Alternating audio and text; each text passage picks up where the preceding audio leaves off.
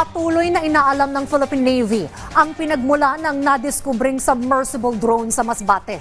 Samantala, mahigpit namang nakatutok ang Philippine Coast Guard sa pananatili ng tinatawag na The Monster Ship ng China na nasa loob pa rin ng teritoryo ng bansa. Yan ang ulat ni Patrick De Jesus.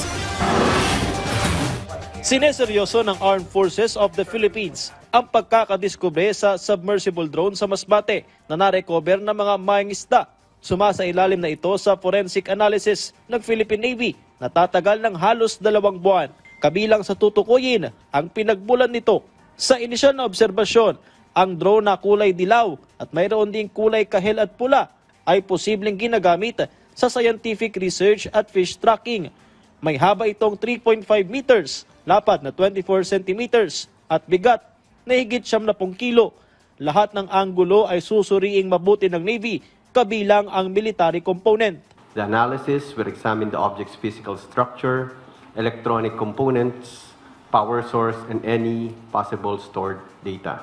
Equipment such as these are used for gathering bathymetric data such as water temperature, the depth of water, and salinity.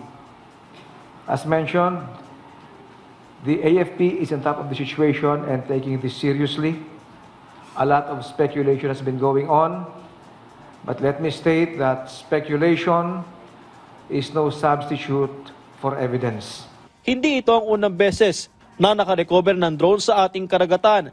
Agosto ng nakaraang taon, isang sea drone ang nakita sa hilagang bahagi ng bansa, habang noong Setyembre naman ay may mga pira-piraso mula sa isa pang umano'y drone.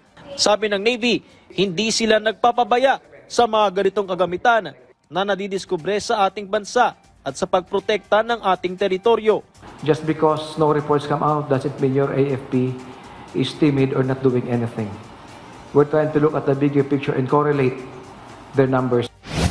Samantala, ikinababahala naman ng palasyo ang pananatili ng The Monster Ship ng China Coast Guard sa exclusive economic zone ng Pilipinas. We view it with concern. So far, we have been challenging the presence of that monster ship.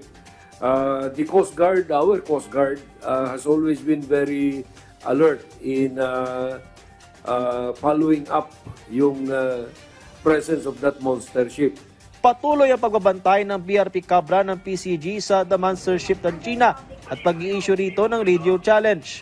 We are reminding you that you are within 76 nautical miles west of Capones Point, Zambales, inside in the Philippine Exclusive Economic Zone. Please leave this area immediately.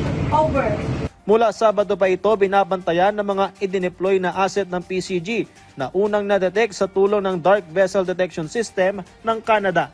Patrick De Jesus para sa Pambansang TV sa Bagong Pilipinas.